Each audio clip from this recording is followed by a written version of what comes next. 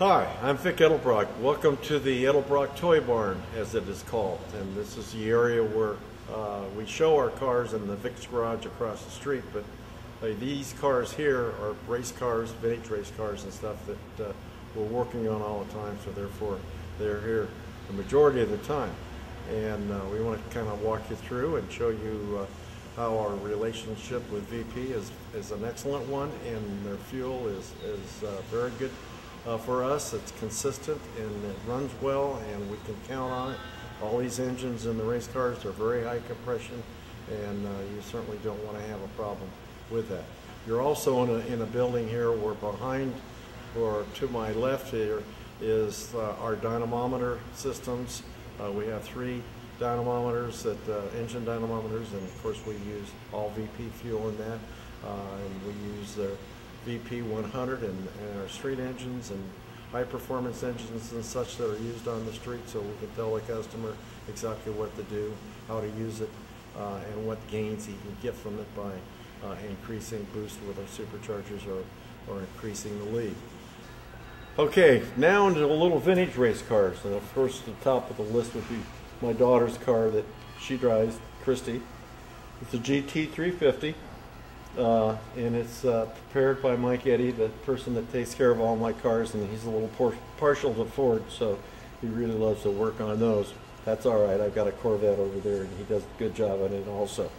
But in any case, this is a car that is exactly the way it was raced back in the mid-60s, and it's got a 289 plus 30 thousandths engine in it, which is by the rules we're supposed to run. And the type of manifold that was used in those days, and so it runs in a class against my Corvette, 63 Corvette over there, other Shelbys, which there's a lot of them, Cobras, stuff like that, and we really have a lot of fun. And she's a very lucky girl to be able to drive this. Okay, over here is a car that I drive. And this is a Boss 302 1969 Trans Am Mustang, and it was prepared by Ford in their, they call the Skunk Works, and down in the basement somewhere in Detroit.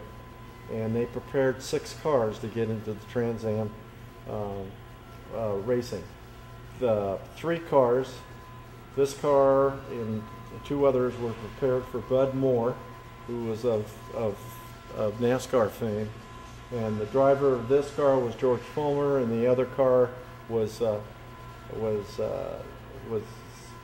Parnelli Jones, and the third car was a backup car. So these guys had a lot of fun, and it was a great find to obtain this car because of the history that it had. There's things in here like you notice the little white specks over the black paint. Well, that was done to hide the welding, and it's all throughout the car. The people at Trans Am said, okay, you can do this in 1969, but don't do it in 1970 and 71, or we'll not let you run.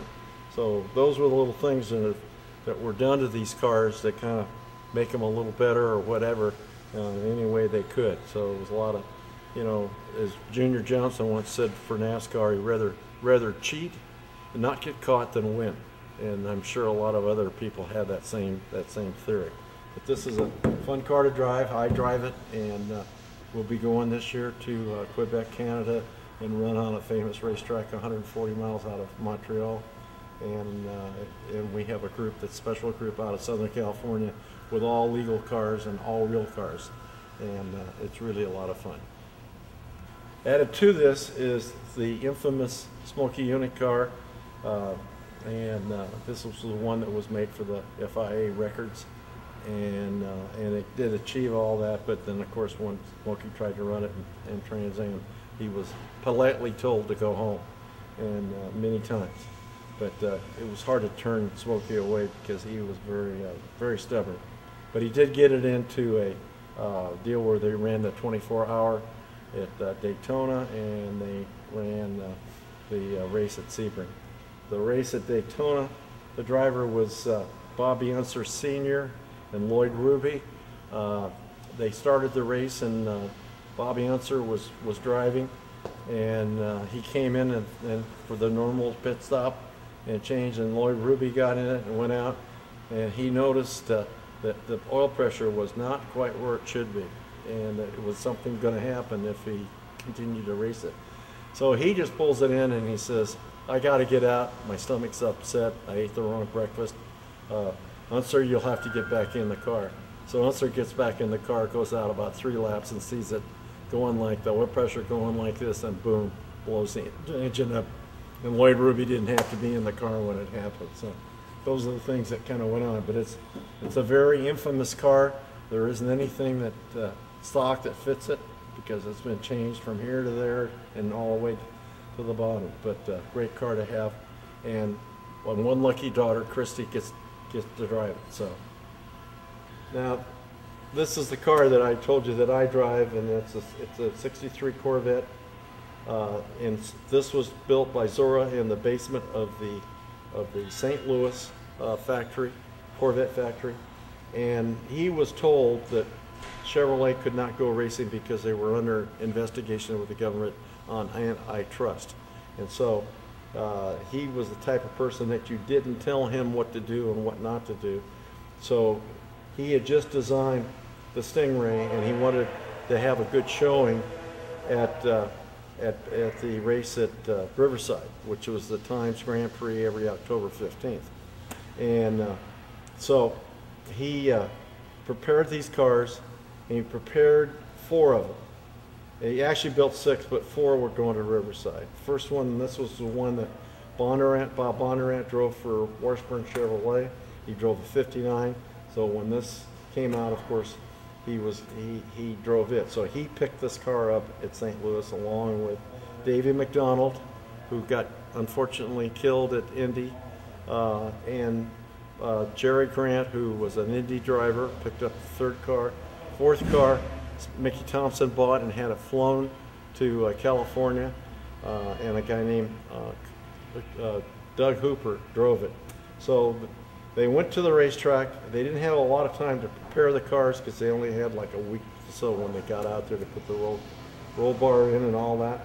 And as they got to Riverside, Zora looks up, and here comes Carroll Shelby, Ken Miles, a driver from England that Carroll used, and a Cobra. He had never seen a Cobra before, so he looked at the Cobra, he looked at the Corvette. There's 1,000 pounds difference in weight, and Zora knew exactly what he had to do, and that was to go home and start on the Grand Sport, which he did. But in the meantime, they had to run the race, and fortunately for Corvette and Zora, the Cobra broke, and so did 3 of the 4 cars that were there, the Corvette. But the one that won was the one that Mickey had flown back, and then Doug Hooper had driven. So Zora got his wish, won his race, and did his thing. So it's a great car. It's raced out in California for, like through the mid-60s, 67, and then went to Bonneville. Somebody cut the top off, and it went 200 miles an hour. You know, people didn't think much of fiberglass cars in those days. They didn't think that any of this stuff was going to happen, so they didn't take very good care of it. And it was found in somebody's backyard in Santa Barbara, and the only thing they could identify was the frame. That they knew, the man that took care of it, Bob Jonig, knew that it was the car, and then started putting it back together, and I bought it from him and finished it. So here you've seen an array of cars that are in the toy barn, as we call it. Again, it's working with the good people at VP and having the right fuel and doing the right thing so that we can run in these cars the way we run them and make sure that we're not going to have any problem. That's very important to you. So whether you're running the VP 100 or the other racing fuels, which should be only used at racetracks, not on the street, you'll get the type of quality that you need for the performance that you want.